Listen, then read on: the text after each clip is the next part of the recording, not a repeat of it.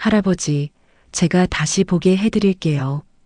천문그룹 회장 강태준 앞에서 12살 소녀가 이런 말을 했다.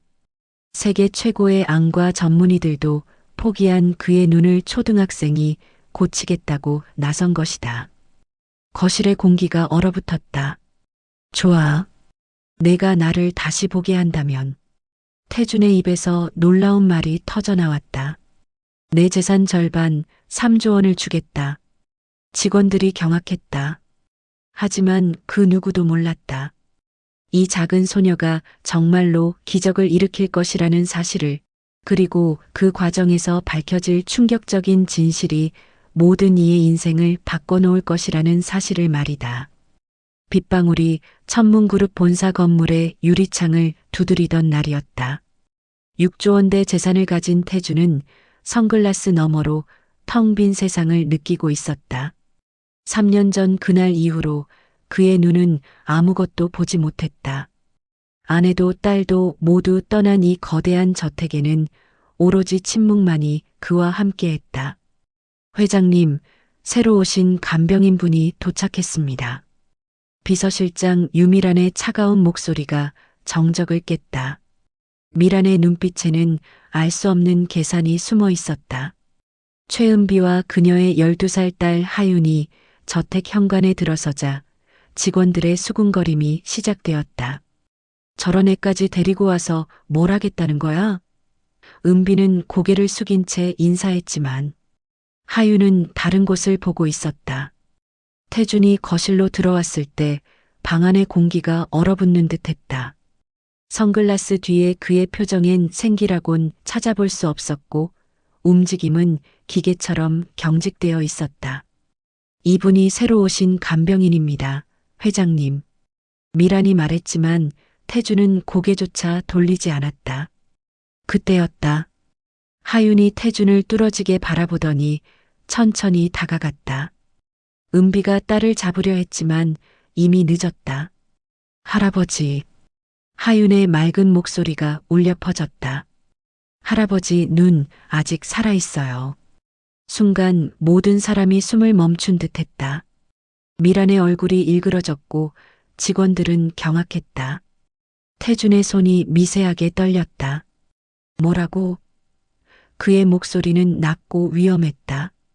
제가 할아버지를 다시 보게 할 수 있어요. 하윤의 말에 태준은 비웃음을 터뜨렸다. 차갑고 날카로운 웃음이었다. 고작 12살짜리 꼬마가?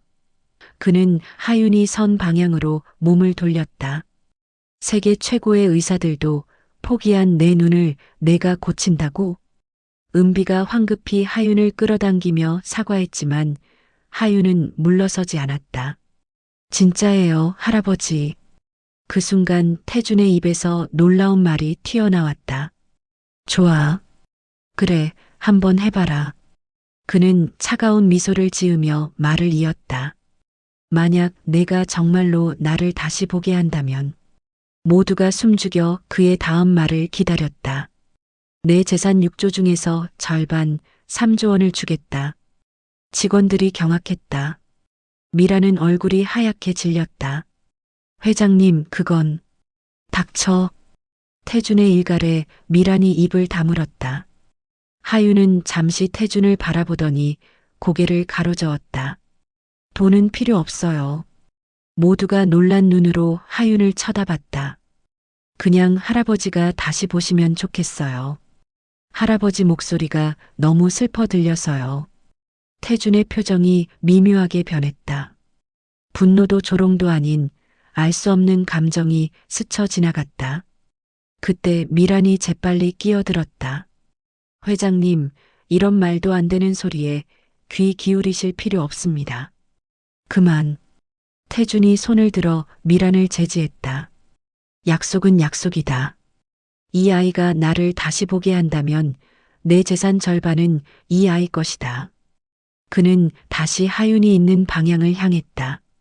단 실패하면 너희 모녀는 즉시 이 집을 나가야 한다. 은비가 딸을 잡아 끌며 애원했지만 하윤은 단호했다. 괜찮아요, 엄마. 저는 할 수 있어요. 태주는 냉소를 띠며 몸을 돌렸다. 미란, 이들의 방을 안내해. 그가 사라지고 난 뒤 미란이 모녀에게 다가왔다. 그녀의 눈빛은 독사처럼 차가웠다. 감히 회장님을 농락하려 들다니. 그녀는 하윤을 노려보며 낮게 속삭였다. 곧 후회하게 될 거야. 그날 밤 하윤은 창밖을 바라보며 중얼거렸다. 아빠가 말씀하셨어요. 마음이 다치면 눈도 감긴다고. 은비가 딸의 머리를 쓰다듬으며 물었다. 정말 할 수 있겠니? 하윤이 고개를 끄덕였다. 할아버지는 눈이 아픈 게 아니에요. 마음이 아픈 거예요. 저택 어딘가에서 태주는 홀로 어둠 속에 앉아 있었다. 3년 동안 단 한 번도 뜨지 못했던 그의 눈꺼풀이 아주 미세하게 떨렸다. 하지만 그것을 아는 사람은 아무도 없었다. 그의 뇌리에는 3년 전 그날의 기억이 떠올랐다. 폭우가 쏟아지던 여름날이었다. 천문그룹 연구소에서 발생한 화학물질 폭발 사고. 태주는 직원들을 대피시키다가 유독가스에 노출되었다. 연구소장 박진우가 그의 팔을 붙잡고 소리쳤다. 회장님, 먼저 나가세요. 하지만 태주는 고개를 저었다. 직원들 먼저다. 그때 2차 폭발이 일어났다. 유독가스가 태준의 얼굴을 덮쳤고 순간 모든 것이 희미해지기 시작했다. 병원에서 눈을 떴을 때 의사의 목소리가 들렸다. 죄송합니다, 회장님. 시신경이 심각하게 손상되었습니다. 완전히 시력을 잃으셨습니다. 그 순간부터 태준의 세계는 무너져 내렸다. 아내가 병실 문을 열고 들어왔을 때 그녀의 목소리엔 이미 결심이 서 있었다. 당신 때문에 박 연구소장이 죽었어요. 아내의 목소리는 날카로웠다. 왜 그렇게 무리했어요? 태주는 대답할 수 없었다. 기억이 흐릿했지만 분명 뭔가 이상한 점이 있었던 것 같았다. 엄마 아빠가 깨어났어. 16살이던 딸 수진이 들어왔다. 하지만 아이의 목소리는 차가웠다. 수진아, 아빠, 이제 우리랑 여행도 못 가는 거예요? 딸의 질문은 단순했지만 그 안에 담긴 실망감은 명확했다. 시간이 지날수록 아내의 방문은 뜸해졌다. 그리고 마침내 8개월 후 아내가 이혼 서류를 내밀었다. 못하겠어요. 장애인 남편과 평생을 살 자신이 없어요. 장애인이라고? 태준의 목소리가 떨렸다. 그래요. 당신은 이제 반쪽짜리 인간이에요. 아내의 말은 칼처럼 그의 가슴을 찔렀다. 나는 엄마 따라갈래요. 수진이 마지막으로 병실을 나가며 남긴 말이었다. 박진우의 가족이 찾아왔을 때의 일도 잊을 수 없었다. 살인자. 박진우의 아내가 울부짖었다. 당신이 내 남편을 죽였어요. 무리하게 일시키지만 않았어도. 죄송합니다. 정말 죄송합니다. 태주는 침대에 누운 채 고개를 숙일 수밖에 없었다. 재활 치료는 아무 효과가 없었다. 세계적인 명의들이 와도 고개를 저었다. 기적이 일어나지 않는 한 의사들은 그렇게 말하고 떠났다. 태주는 포기했다. 보는 것도 살아가는 것도 모든 것을 말이다. 할아버지, 눈을 감으세요. 새벽 3시 하윤의 목소리에 태주는 과거에서 깨어났다. 아이는 그의 방문 앞에 서서 조용히 말하고 있었다. 왜 안 자니? 할아버지가 우는 것 같아서요. 태준이 자신의 뺨을 만져보니 정말로 젖어 있었다. 하윤이 조심스럽게 방으로 들어왔다. 아빠가 그랬어요. 눈이 아픈 사람은 마음부터 치료해야 한대요. 내 아빠가 의사였니? 아니요. 그냥 마음을 잘 아는 사람이었어요. 하윤의 눈가가 촉촉해졌다. 2년 전에 돌아가셨어요. 태주는 놀랐다. 이 어린아이도 가족을 잃었다니. 그래서 내가 남의 아픔을 안다는 거니? 하윤이 고개를 끄덕였다. 할아버지는 눈이 아픈 게 아니에요. 마음이 너무 아파서 눈이 스스로 감긴 거예요. 무슨 소리야, 그게? 하지만 태주는 왜인지 그 말을 부정할 수 없었다. 박 연구소장님 때문에 괴로우시죠? 태준이 깜짝 놀랐다. 어떻게 알았니? 할아버지가 자면서 계속 그 이름을 부르셨어요. 미안하다고. 태주는 할 말을 잃었다. 근데 할아버지, 정말 할아버지 잘못이었을까요? 하윤의 물음에 태주는 대답할 수 없었다. 가끔은 우리가 모르는 진실이 있을 수도 있어요. 아이의 말은 수수께끼 같았지만 묘하게 가슴을 울렸다. 다음 날 아침 식탁에서 미란이 태준에게 보고했다. 회장님, 어제 그 아이가 한 말 혹시 진짜로 믿으시는 건 아니죠? 무슨 소리를 하는 거야? 3조 원이라니요. 그건 너무. 내가 한 말은 번복하지 않아. 태준의 단호한 말에 미란의 눈빛이 차갑게 변했다. 그날 오후 미란은 사무실에서 누군가와 통화하고 있었다. 그 꼬마 때문에 계획이 꼬였어요. 상대방의 목소리가 들렸다. 그럼 다른 방법을 써야겠군. 더 확실한 방법을. 한편 은비는 직원들의 수군거림을 들었다. 저 여자 딸 시켜서 회장님 꼬시려는 거 아니야? 맞아. 3조 원이라니 로또 맞은 거지.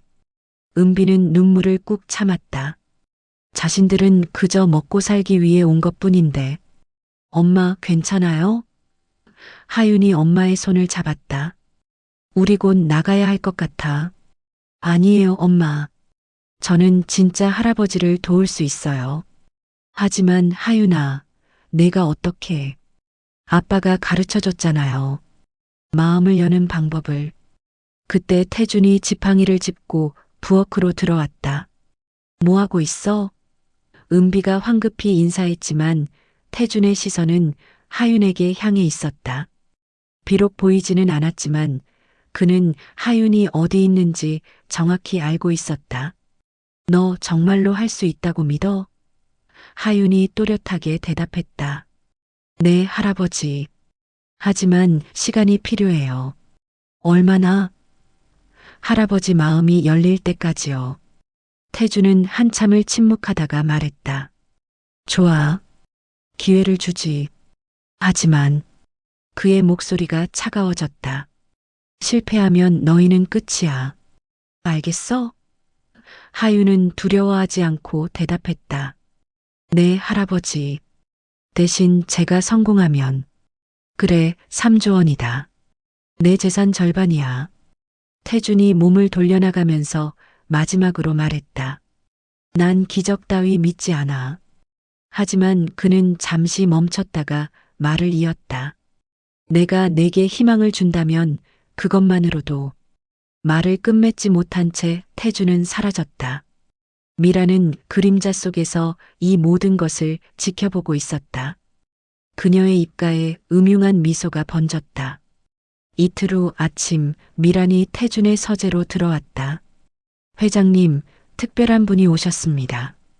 그녀의 눈빛에는 묘한 기대감이 서려 있었다. 특별한 분? 네. 회장님의 눈을 고칠 수 있다는 분입니다. 태준이 인상을 찌푸렸다. 또 사기꾼이라도 데려온 거야? 회장님을 위해서입니다. 한 번만 만나보시죠. 미란의 고집에 태준은 마지못해 거실로 나갔다. 화려한 한복을 입은 50대 여자의 목소리가 들렸다.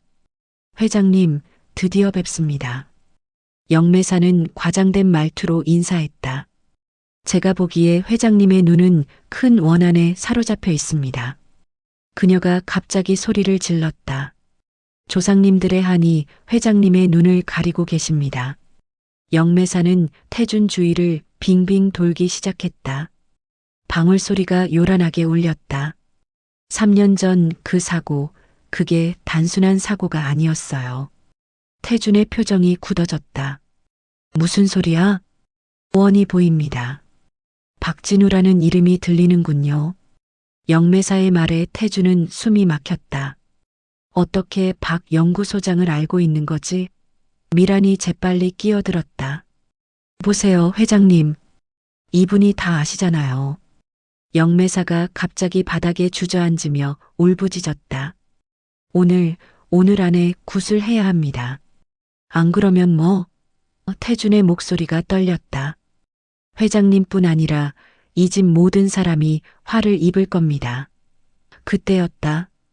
부엌에서 하윤이 갑자기 뛰어나왔다. 거짓말. 아이의 외침에 모두가 돌아봤다. 하윤아, 어른들 얘기해. 은비가 황급히 딸을 잡으려 했지만 하윤은 이미 영매사 앞에 서 있었다. 아줌마, 할아버지 눈 한 번도 안 봤잖아요. 영매사의 얼굴이 붉어졌다. 버릇없는 것, 어디서 감히. 의사도 아닌데 어떻게 눈이 나을지 알아요? 하윤의 눈빛은 또렷했다. 전혀 무서워하지 않았다. 영매사가 미란을 향해 소리쳤다. 이런 사악한 기운을 가진 아이를 집에 들이다니. 사악하다고? 태준이 앞으로 걸어 나왔다. 네, 회장님. 이 아이가 바로 애군의 근원입니다. 영매사는 하윤을 가리키며 떨었다. 당장 내보내야 합니다. 그리고 제가 2억만 있으면. 2억? 태준의 목소리가 차가워졌다. 네. 2억으로 큰 구슬하면 회장님 눈에 빛이 돌아올 겁니다. 영매사의 눈이 번뜩였다. 오늘 안에 결정하셔야 합니다. 내일이면 늦어요. 미란이 재빨리 거들었다. 회장님, 2억이면 싼 겁니다. 눈을 고칠 수 있다면. 닥쳐. 태준의 일갈에 미란이 움찔했다. 그는 하윤이 있는 방향을 향했다. 너 뭘 보고 거짓말이라고 하는 거야? 아줌마 목소리요. 돈 생각만 하는 목소리예요. 하윤의 대답은 단순했지만 날카로웠다. 그리고 할아버지 눈은 귀신 때문이 아니에요. 마음이 다쳐서예요. 영매사가 비웃음을 터뜨렸다. 마음? 애가 무슨 소리를. 2억 받으면 정말 할아버지가 보실 수 있어요? 하윤이 영매사에게 물었다. 그럼 내가 보장한다. 그럼 실패하면 2억 돌려줄 거예요? 영매사의 얼굴이 일그러졌다. 뭐라고? 치료비 받고 못 고치면 돌려줘야죠. 하윤의 논리는 명쾌했다. 태주는 놀란 듯이 하윤이 있는 방향을 바라봤다. 회장님, 이런 건방진 애 말을 믿으시는 건 아니겠죠? 미란이 다급하게 말했다. 태주는 한참을 침묵하다가 입을 열었다. 나가. 네. 영매사든 뭐든 당장 나가. 영매사가 벌떡 일어났다. 후회하실 겁니다. 이 집은 곧 망할 거예요. 그녀는 저주를 퍼부으며 나갔다. 미란도 황급히 뒤따라갔다. 거실엔 태준과 하윤, 은비만 남았다. 죄송합니다, 회장님. 하윤이가 버릇없이. 은비가 사과하려 했지만 태준이 손을 들어 제지했다. 아니야. 잘했어. 그는 하윤이 있는 곳을 향했다.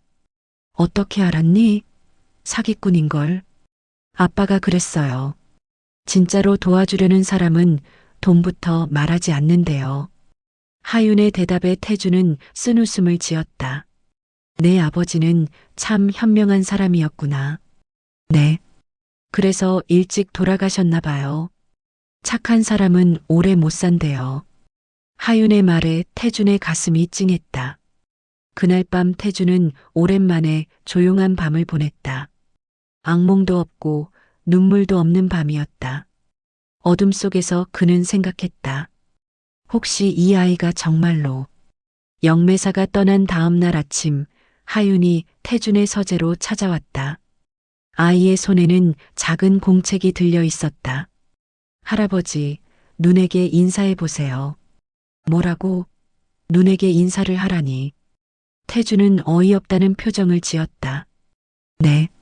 3년 동안 무시했잖아요. 눈이 서운해했을 거예요. 하윤의 말은 진지했다. 장난이 아니었다. 말도 안 돼. 눈이 무슨 감정이 있다고? 아빠가 그랬어요. 우리 몸의 모든 부분은 살아있대요. 하윤이 공책을 펼쳤다. 거기엔 삐뚤한 글씨로 무언가 적혀 있었다. 이게 뭐야? 아빠가 가르쳐준 마음 치료법이에요. 태주는 한숨을 쉬었다. 하지만 이상하게도 거절하고 싶지 않았다. 좋아, 해보자. 하윤이 밝게 웃으며 태준 앞에 섰다. 먼저 눈을 만져보세요. 만져? 난 감각이. 그래도 만져보세요. 손으로라도 느껴보는 거예요. 태주는 마지못해 자신의 눈꺼풀에 손을 올렸다. 차갑고 딱딱한 느낌만 전해졌다. 이제 눈한테 말해보세요. 안녕, 오랜만이야라고요. 이런 걸 정말 해야 해? 태준의 목소리에 짜증이 섞였지만 하윤은 물러서지 않았다. 네, 꼭 해야 해요. 태준은 깊은 한숨을 쉬고는 작은 목소리로 중얼거렸다. 안녕, 누나. 순간 이상한 일이 일어났다. 아주 미세하게, 정말 작게 눈앞에서 무언가가 느껴졌다. 희미한 빛의 잔상 같은 것이었다. 태준의 눈이 커졌다. 뭐야, 지금 느껴졌어요? 하윤이 기대에 찬 목소리로 물었다. 아니, 그냥 기분 탓이겠지. 하지만 태준의 목소리는 떨리고 있었다. 분명히 뭔가 느꼈으니까. 기분 탓이 아니에요. 눈이 할아버지를 기억하고 있는 거예요. 하윤이 흥분해서 말했다. 그때 미란이 서재로 들어왔다. 그녀의 표정은 못마땅했다. 회장님, 이런 어린애 장난에 시간을 낭비하실 필요가. 나가. 태준의 단호한 말에 미란이 움찔했다. 지금 치료 중이니까 방해하지 마. 미란은 분한 표정으로 나갔다. 문을 닫으며 하윤을 노려보는 눈빛이 섬뜩했다. 할아버지, 이제 누나한테 미안하다고 해보세요. 미안하다고? 네. 3년 동안 미워해서 미안하다고요. 태주는 망설였다. 자신의 눈에게 사과한다는 게 이상했으니까. 하지만 하윤의 맑은 눈을 보니 거부할 수 없었다. 비록 보이지는 않지만 그는 하윤의 진심을 느낄 수 있었다. 미안해, 누나. 너를 미워해서. 그 순간 더 강한 감각이 왔다. 눈앞에 희미한 빛의 형체가 보이기 시작했다. 마치 안개 속의 불빛처럼. 아, 태준이 놀라서 소리쳤다. 정말 뭔가 보여. 희미하게. 정말요? 하윤이 기뻐서 뛰었다. 그래, 뭔가 있어. 태준의 얼굴에 처음으로 희망이 번졌다. 하지만 곧 그 빛은 사라졌다. 다시 아무것도 보이지 않았다. 왜 이래? 왜 다시 안 보여? 태준이 다급하게 눈을 감았다 떴다. 천천히 해야 해요. 마음이 열리는 데는 시간이 걸려요. 하윤이 차분하게 말했다. 그날 오후 은비가 부엌에서 일하고 있을 때였다. 미란이 다른 직원들과 수군거리는 소리가 들렸다. 저 꼬마가 회장님을 완전히 홀렸어. 맞아. 사기꾼 모녀가 틀림없어. 곧 쫓아낼 방법을 찾아야 해. 은비의 눈에 눈물이 고였다. 자신들은 정말 순수한 마음으로 도우려는 것뿐인데. 저녁이 되자 태주는 하윤을 다시 불렀다. 한 번 더 해보자. 네, 정말이요? 하윤이 놀라서 물었다. 그래. 아까 분명히 뭔가 봤어. 태준의 목소리에는 간절함이 담겨 있었다. 두 번째 시도에서도 미세한 빛이 보였다. 이번엔 조금 더 오래 지속됐다. 눈이 할아버지를 용서하기 시작했어요. 하윤이 기뻐했다. 하지만 아직도 완전히 열리지는 않는 것 같아요. 왜? 할아버지가 자기 자신을 용서 안 했으니까요. 하윤의 말에 태주는 침묵했다. 박 연구소장님 때문이죠. 사고는 할아버지 잘못만이 아니었을 거예요. 하윤이 조심스럽게 말했다. 내가 뭘 안다고 그래? 태준의 목소리가 날카로워졌다. 몰라요. 하지만 할아버지 목소리를 들으면 알아요. 뭔가 더 있다는 걸. 그때 밖에서 이상한 소리가 들렸다. 창문 너머로 검은 그림자가 스쳤다. 뭐지? 태준이 귀를 기울였다. 하지만 아무 소리도 들리지 않았다. 다음 날 새벽 하윤은 이상한 꿈을 꿨다. 꿈속에서 아빠가 나타나 말했다. 하윤아, 조심해. 나쁜 사람이 너를 해치려 해. 하윤이 깨어났을 때 온몸이 식은땀으로 젖어 있었다. 아침이 되자 미란이 태준에게 보고했다. 회장님, 어젯밤 수상한 사람이 저택 주변을 배회했답니다. 수상한 사람? 네. 경비가 쫓아갔는데 도망쳤다고 합니다. 미란의 표정은 걱정스러웠지만 눈빛은 이상하게 번들거렸다. 그런데 회장님, 정말로 그 아이를 믿으시는 겁니까? 그게 내가 상관할 일이야? 태준이 차갑게 대답했다. 저는 그저 회장님이 걱정돼서. 됐어, 나가. 미란이 나간 후 태준은 깊은 생각에 빠졌다. 정말 하윤을 믿어도 되는 걸까? 그날 오후 하윤이 세 번째 치료를 시작했다. 할아버지, 눈한테 노래 불러주세요. 노래? 네. 아빠가 그랬어요. 노래는 마음을 여는 열쇠래요. 태주는 당황했다. 노래라니 너무 유치한 것 아닌가? 하지만 하윤의 진심 어린 목소리를 듣고는 거절할 수 없었다. 무슨 노래를 부르지? 할아버지가 좋아하는 노래요. 태주는 망설이다가 작은 목소리로 옛날 노래를 부르기 시작했다. 딸이 어렸을 때 자주 불러주던 자장가였다. 노래가 끝날 무렵 놀라운 일이 일어났다. 눈앞에 희미한 형체들이 보이기 시작했던 것이다. 완전하지는 않았지만 분명히 무언가가 보였다. 보여. 정말로 보여. 태준이 흥분해서 소리쳤다. 하윤도 기뻐서 박수를 쳤다. 맞죠? 눈이 할아버지 목소리를 기억하고 있어요. 그 순간 태준의 눈에서 눈물이 흘렀다. 3년 만에 처음으로 희망이 보였으니까. 하지만 복도에서 이 모든 것을 지켜보던 미란의 표정은 싸늘했다. 이제 정말로 조치를 취해야겠군. 그녀는 핸드폰을 꺼내 어디론가 전화를 걸었다. 내일 실행해. 그 모녀를 완전히 끝장내는 거야. 그날 밤 은비는 하윤을 꼭 안고 잠들었다. 하윤아, 정말 괜찮겠니? 괜찮아요, 엄마. 할아버지가 우리를 지켜줄 거예요. 하지만 미라는 이미 더 큰 음모를 준비하고 있었다. 밤의 어둠 속에서 미라는 웃고 있었다. 곧 모든 것이 끝날 것이고 3조 원은 자신의 것이 될 터였다. 하지만 그녀는 몰랐다. 진실은 언제나 빛을 찾아낸다는 것을, 그리고 그 빛이 곧 모든 어둠을 밝힐 것이라는 사실을 말이다. 이 시계가 왜 여기 있지? 다음 날 아침 태준이 서재에서 낡은 손목 시계를 만졌다. 박진우 연구소장의 유품이었다.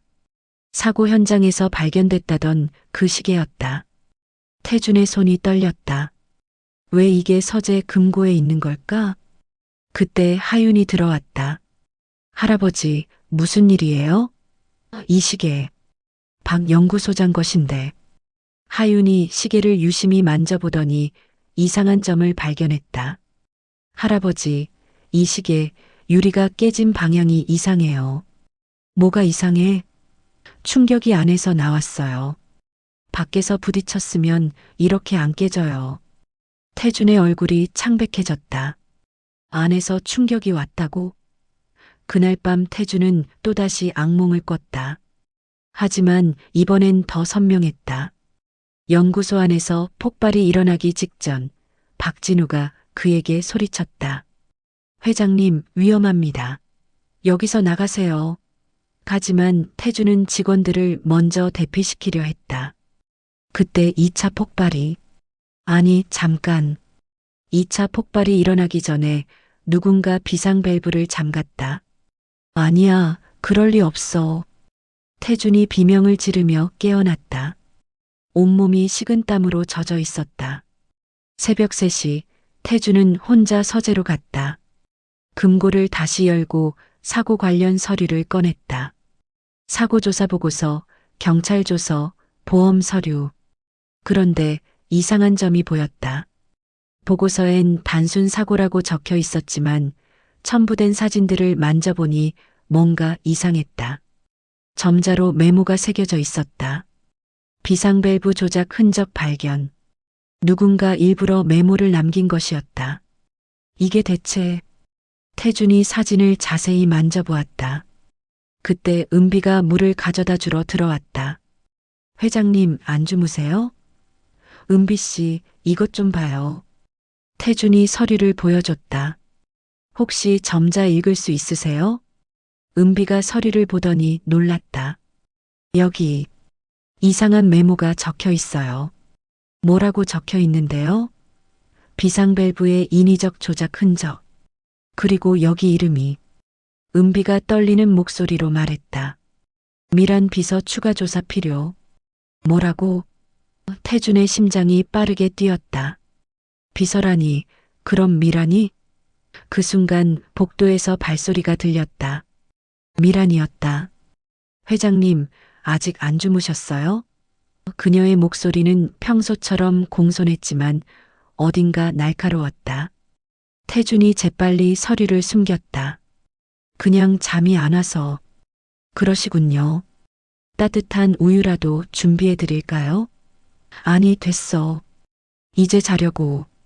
미라는 잠시 태준을 지켜보다가 나갔다. 하지만 그녀의 눈빛엔 의심이 가득했다. 미란이 사라지자 은비가 속삭였다. 회장님, 조심하셔야 할 것 같아요. 그래요. 일단은 모른 척하고 있어야겠어. 태준의 목소리는 낮았다. 다음 날 아침 태준은 오랜 친구이자 신뢰할 수 있는 변호사에게 조용히 연락했다. 민수야, 나야. 태준이? 무슨 일이야? 3년 전 사고건. 다시 조사해 줄 수 있어? 전화 너머로 잠시 침묵이 흘렀다.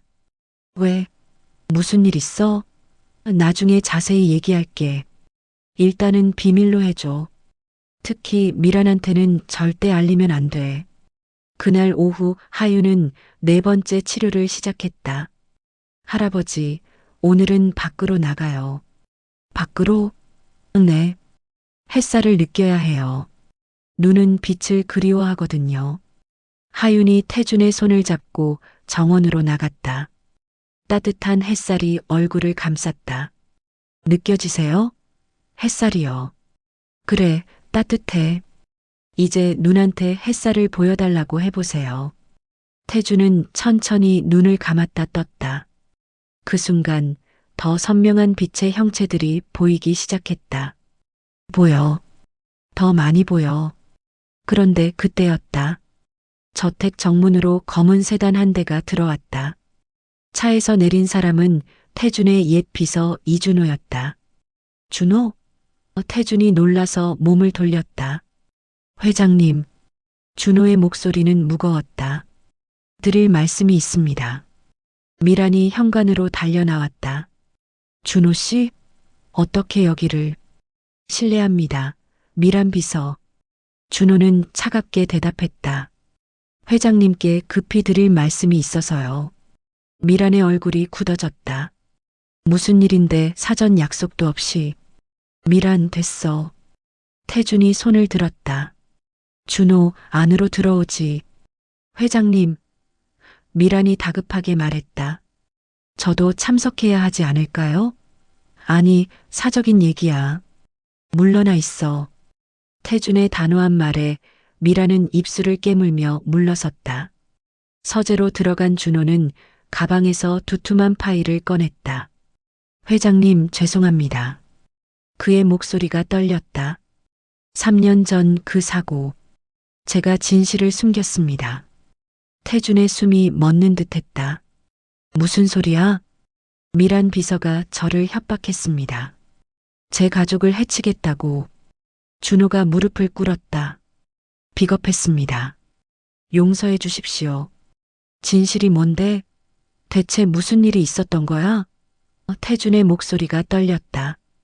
그날 미란 비서가 일부러 비상 밸브를 잠갔습니다. 준호가 사진들을 꺼냈다.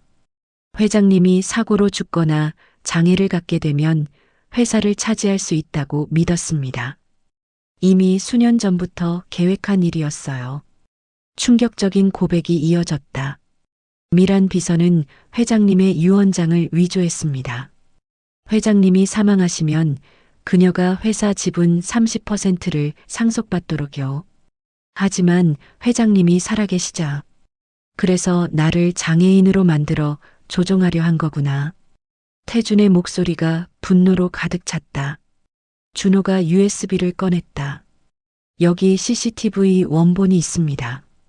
사고 당일 미란 비서가 비상밸브실에 들어가는 장면이 찍혀 있어요. 그리고 통화 녹음도요. 박 연구소장님은 그분은 미란의 횡령을 눈치채셨습니다. 그래서 제거된 겁니다. 준호의 말에 태준은 주먹을 불끈 쥐었다.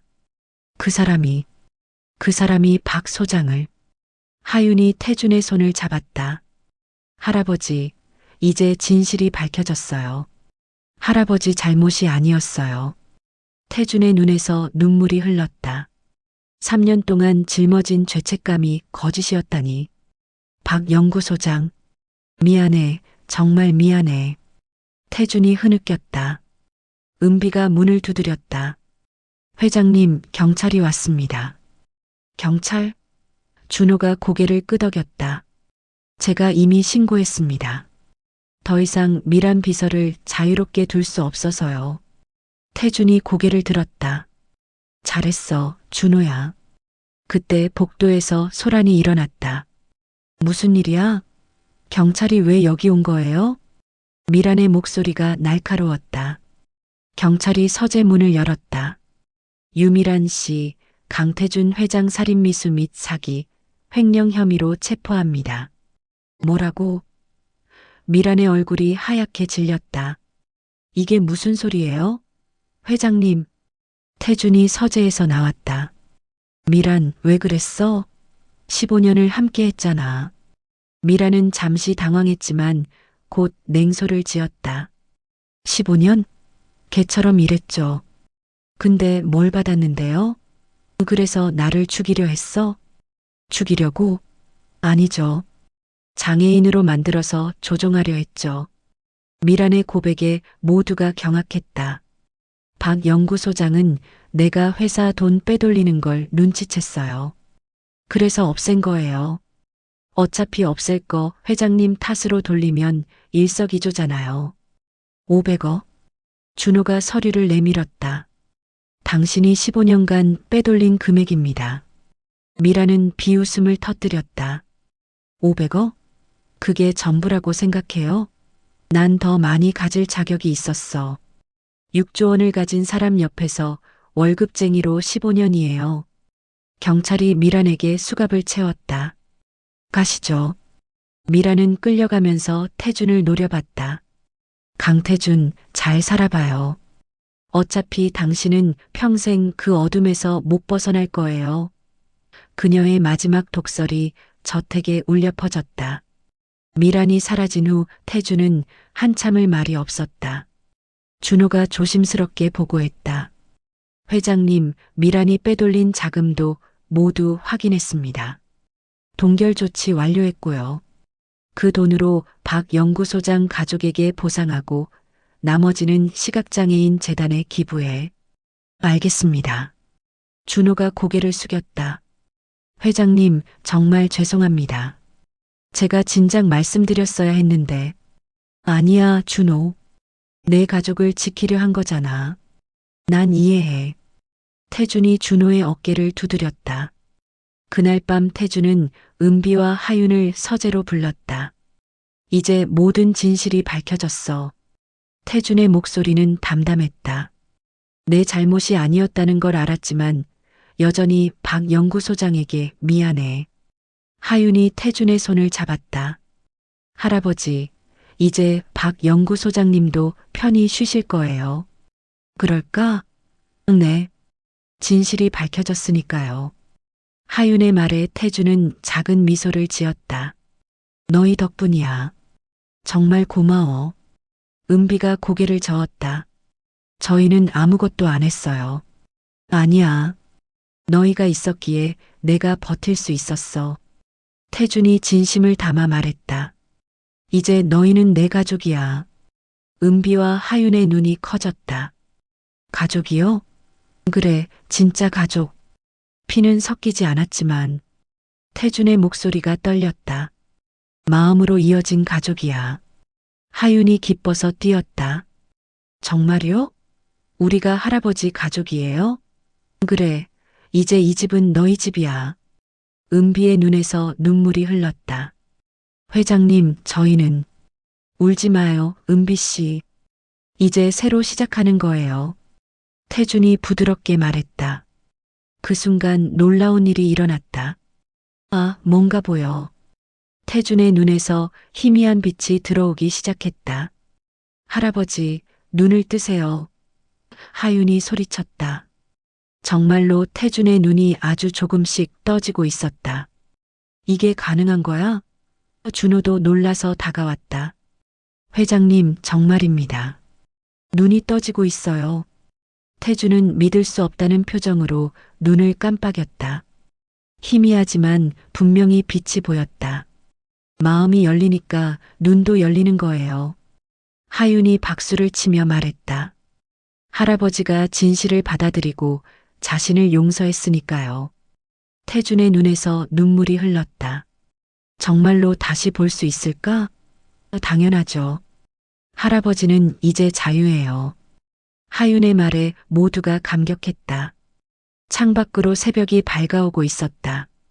긴 어둠이 끝나고 새로운 빛이 시작되는 순간이었다. 미란이 체포된 지 일주일 후 태준의 재활치료가 본격적으로 시작됐다. 희미하게나마 빛을 감지할 수 있게 되자 전문 안과의들도 놀라움을 감추지 못했다. 의학적으로 설명이 어렵습니다. 시신경이 거의 회복 불가능한 상태였는데 주치의 김 박사가 고개를 저으며 말했다. 심리적 요인이 이렇게 큰 영향을 줄 줄은. 하윤이 태준의 손을 잡고 재활실을 걸었다. 할아버지, 이제 저 보이세요? 응. 희미하지만 내 모습이 보여. 태준의 목소리에는 떨림이 있었다. 3년 만에 처음으로 보는 세상. 비록 안개가 낀 것처럼 흐릿했지만 그것만으로도 기적이었다. 오늘은 색깔을 느껴볼 거예요. 하윤이 빨간 장미 한 송이를 태준 앞에 내밀었다. 이게 무슨 색일 것 같으세요? 태준은 한참을 집중해서 바라봤다. 빨간색 같은데? 맞아요. 하윤이 환호했다. 할아버지, 색깔도 보이기 시작했어요. 은비도 기뻐하며 박수를 쳤다. 매일 아침 6시 하윤과 태준의 특별한 치료가 계속됐다. 눈에게 말 걸기, 눈에게 노래 불러주기, 눈과 화해하기. 의사들은 비과학적이라고 했지만 효과는 분명했다. 일주일이 지나자 형체가 더 선명해졌다. 할아버지, 제 얼굴 어때요? 하윤이 장난스럽게 물었다. 태준은 하윤의 얼굴을 한참 바라봤다. 둥근 얼굴, 큰 눈, 활짝 웃는 입. 아직 완전히 선명하지는 않았지만 분명히 보였다. 예쁘다, 우리 하윤이. 그의 목소리가 따뜻했다. 하윤의 눈가가 촉촉해졌다. 아빠가 보면 좋아하실 텐데.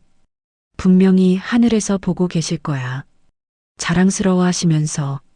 태준이 하윤의 머리를 쓰다듬었다. 2주가 지난 어느 날 태준에게 특별한 손님이 찾아왔다. 박진우 연구소장의 아내와 아들이었다. 회장님, 박 소장의 아내가 떨리는 목소리로 인사했다. 태준은 그들을 향해 깊이 고개를 숙였다. 정말 죄송합니다. 3년 동안 진실을 몰랐습니다. 아니에요, 회장님. 박 소장의 아내가 눈물을 닦았다. 남편이 회장님을 존경했어요. 끝까지 직원들을 지키려 하신 모습을요. 하지만 제가 더 일찍 진실을 알았다면 이제라도 밝혀진 게 다행입니다. 박 소장의 20살 아들이 말했다. 어머니가 3년 동안 얼마나 힘들어 하셨는지 아세요? 아버지를 죽인 사람이 누군지도 모른 채.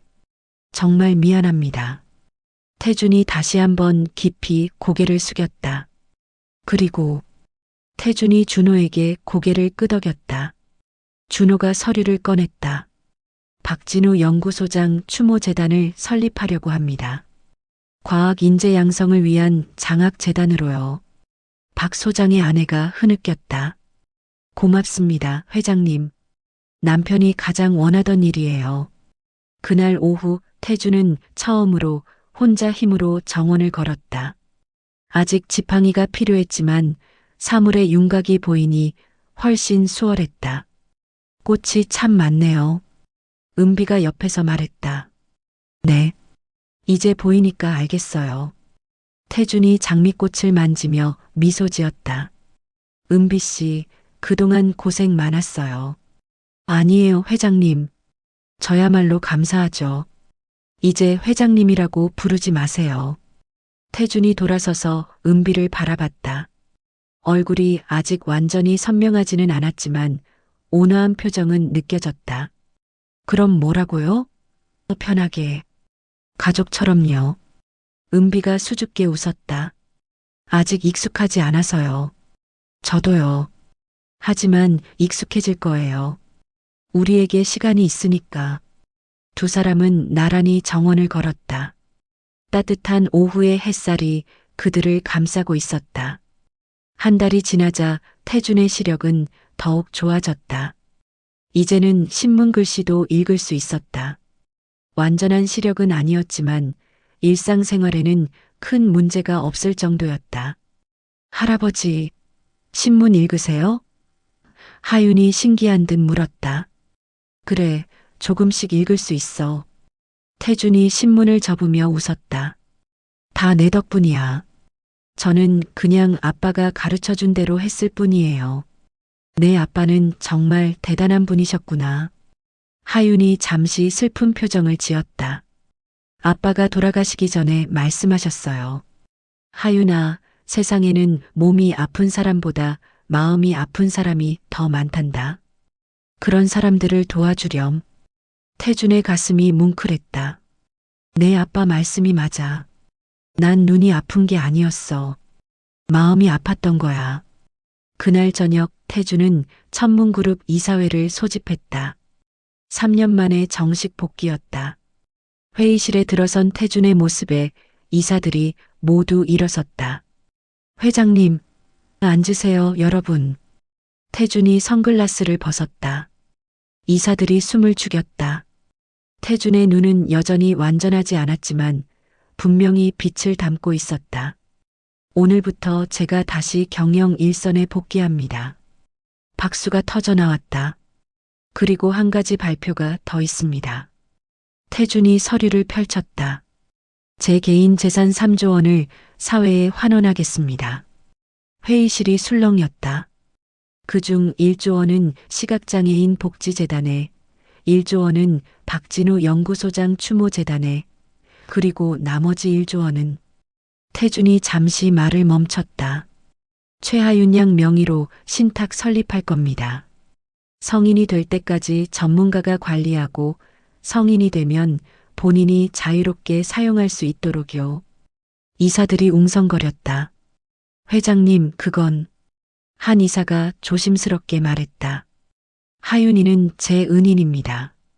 아니, 그 이상이죠. 이제는 제 가족입니다. 태준의 목소리는 단호했다. 이해 있으신 분? 아무도 말하지 않았다. 회의가 끝나고 태준이 회장실로 돌아왔을 때 책상 위에 편지 한 통이 놓여 있었다. 익숙한 필체였다. 딸 수진의 편지였다. 떨리는 손으로 편지를 펼쳤다. 아버지, 뉴스를 봤어요. 다시 보실 수 있게 되셨다니 다행이에요. 그리고 미란 비서 일도요. 제가 오해했네요. 아버지를 원망했던 지난 3년이 후회돼요. 하지만 아직은 아직은 용기가 안 나요. 조금만 시간을 주세요. 언젠가 꼭 찾아뵐게요. 태준의 눈에서 눈물이 흘렀다. 하지만 이번엔 슬픔의 눈물이 아니었다. 희망의 눈물이었다. 괜찮아, 수진아. 천천히. 우리에겐 시간이 있으니까. 그는 편지를 가슴에 품었다. 저녁 무렵 저택으로 돌아온 태주는 은비와 하윤이 차려놓은 식탁을 보았다. 소박하지만 정성스러운 저녁상이었다. 할아버지, 어서 오세요. 하윤이 환하게 웃으며 맞았다. 오늘 뭐 했어? 학교 갔다가 엄마랑 장 봤어요. 할아버지 좋아하시는 된장찌개 끓였어요. 그래, 고맙구나. 태준이 식탁에 앉았다. 세 사람이 둘러앉은 소박한 식탁. 하지만 그 어떤 호화로운 만찬보다 따뜻했다. 할아버지, 오늘 학교에서 친구들한테 자랑했어요. 뭘? 할아버지가 세상에서 제일 멋진 할아버지라고. 하윤이 자랑스럽게 말했다. 태주는 웃음을 터뜨렸다. 3년 만에 처음 진심으로 웃는 것 같았다. 식사 후 태주는 하윤을 서재로 불렀다. 하윤아, 앉아봐.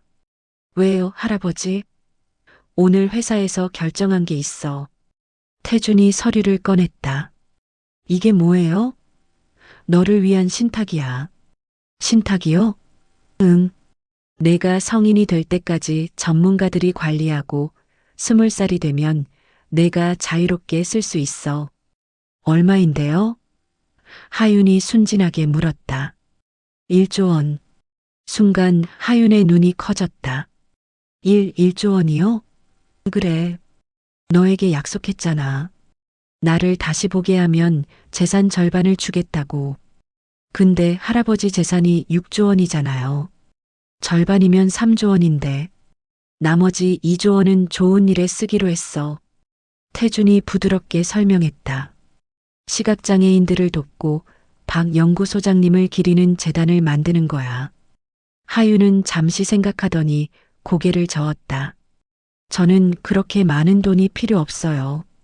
하윤아, 엄마가 그랬어요. 돈은 필요한 만큼만 있으면 된대요. 하윤의 눈이 반짝였다. 대신 할아버지, 제가 부탁해도 돼요? 뭔데? 그 돈으로 엄마 같은 사람들을 도와주면 안 돼요? 엄마 같은 사람들? 네. 혼자서 아이 키우면서 힘들게 사는 사람들이요. 엄마가 얼마나 힘들어했는지 알아요. 하윤의 목소리가 떨렸다. 그런 사람들에게 일자리도 주고 아이들 교육도 시켜주고. 태준의 가슴이 뭉클했다. 12살 아이가 1조 원이라는 돈 앞에서도 자신보다 남을 생각하다니. 알았어, 하윤아. 내 뜻대로 하자. 정말요? 그래. 내 이름으로 재단을 하나 더 만들자. 하윤 희망 재단은 어때? 하윤의 눈에서 눈물이 흘렀다. 엄마가 좋아하실 거예요. 그럼 그렇게 하자. 태준이 하윤을 껴안았다. 그 순간 창밖으로 별들이 빛나고 있었다. 은비가 문 밖에서 이 장면을 지켜보며 눈물을 닦았다. 다음 날 태준은 박진우 연구소장의 묘소를 찾았다. 3년 만의 방문이었다. 이제는 묘비의 글씨가 보였다. 박진우 1975, 2022 진실을 향한 용기로 살다가다. 박 소장. 태준이 무릎을 꿇었다. 늦었지만 이제 진실이 밝혀졌습니다. 당신은 정의로운 사람이었어요. 나를 지키려다 희생된 게 아니라 진실을 지키려다 희생된 거였죠. 바람이 불어와 나뭇잎을 흔들었다. 당신의 뜻을 이어가겠습니다. 과학 인재들을 키우고 정의로운 기업을 만들겠습니다. 태준이 묘비에 절을 올렸다. 그리고 용서해 주세요. 3년 동안 진실을 몰랐던 걸. 하윤이 옆에서 꽃을 놓았다. 아저씨, 편히 쉬세요. 할아버지가 이제 행복하세요. 순수한 아이의 기도에 태준은 또 한 번 눈물을 흘렸다. 묘소를 나서는 길, 진실을 찾아 나가는 길, 하윤이 곁에 있었다. 3년 동안 진실을 몰랐던 걸. 하윤이 옆에서 꽃을 놓았다. 아저씨, 편히 쉬세요. 할아버지가 이제 행복하세요. 순수한 아이의 기도에 태주는 또 한 번 눈물을 흘렸다. 태주는 하늘을 올려다봤다. 파란 하늘에 흰 구름이 떠 있었다. 얼마나 오랜만에 보는 하늘인가. 할아버지, 하늘 예쁘죠? 그래, 정말 예쁘다. 아빠도 저기 있을까요? 그럼 분명히 있을 거야. 그리고 자랑스러워 하실 거야. 내가 이렇게 착하게 자라서. 일주일 후 하윤희망 재단 출범식이 있었다. 많은 기자들과 시민들이 모였다. 하윤이 작은 목소리로 말했다. 저는 아빠를 일찍 잃었어요. 그래서 혼자 아이를 키우는 게 얼마나 힘든지 알아요. 이 재단이 그런 분들에게 작은 희망이 되었으면 좋겠어요. 박수가 터져 나왔다. 기자들의 카메라 플래시가 터졌다. 태주는 뒤에서 이 모습을 흐뭇하게 지켜봤다. 은비가 옆에서 눈물을 닦았다. 회장님, 하윤이가 정말 대단해요. 우리 하윤이가 아니라 어머니가 대단한 거죠. 태준이 은비를 바라봤다. 딸을 저렇게 훌륭하게 키우셨잖아요. 과분한 말씀이에요. 아니에요, 사실이에요. 행사가 끝나고 저택으로 돌아가는 길, 차 안에서 하윤이 졸았다. 태주는 잠든 하윤을 바라봤다. 이제는 아이의 얼굴이 선명하게 보였다. 평화로운 얼굴이었다. 은비 씨, 네, 회장님. 이제 정말로 회장님이라고 부르지 마세요. 하지만 우리 가족이잖아요. 가족끼리 그렇게 부르면 이상하죠. 은비가 수줍게 웃었다. 그럼 뭐라고 불러요? 편한 대로요. 아버지라고 부르셔도 되고. 은비가 깜짝 놀랐다. 아버지라니요. 농담이에요. 태준이 웃었다. 하지만 언젠가는 그렇게 불러주셨으면 좋겠네요. 은비의 뺨이 빨개졌다. 차는 저택을 향해 달려갔다. 석양이 아름답게 빛나고 있었다. 저택에 도착해서 하윤을 방에 눕힌 후 태주는 혼자 서재에 앉았다. 책상 위에는 하윤이 그린 그림이 놓여 있었다. 세 사람이 손을 잡고 웃고 있는 그림. 아래에는 이렇게 적혀 있었다. 우리 가족, 피는 안 섞였지만 마음은 하나. 태주는 그림을 오래 바라봤다. 눈물이 또 흘렀다. 하지만 이번엔 행복한 눈물이었다. 3년간의 어둠을 지나 마침내 빛을 찾았다. 그리고 그 빛은 눈이 아니라 마음에서 나오는 것임을 이제는 알았다. 고맙다, 하윤아. 내가 내게 준 건 시력이 아니었어. 진짜 삶이었어. 태주는 창밖을 바라봤다. 별들이 반짝이고 있었다. 내일은 또 새로운 날이 올 것이다. 이제는 두렵지 않았다. 가족이 있으니까.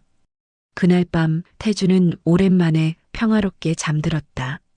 악몽도 없고 눈물도 없는 깊은 잠이었다. 꿈속에서 그는 하윤, 은비와 함께 밝은 햇살 아래를 걷고 있었다. 그리고 멀리서 누군가 손을 흔들고 있었다. 딸 수진이었다. 곧 만날 수 있겠지. 태주는 꿈속에서 미소 지었다. 모든 상처는 시간이 치유할 것이다. 그리고 진심은 언젠가 전해질 것이다. 새벽이 밝아오고 있었다. 진짜 빛이 시작되는 아침이었다.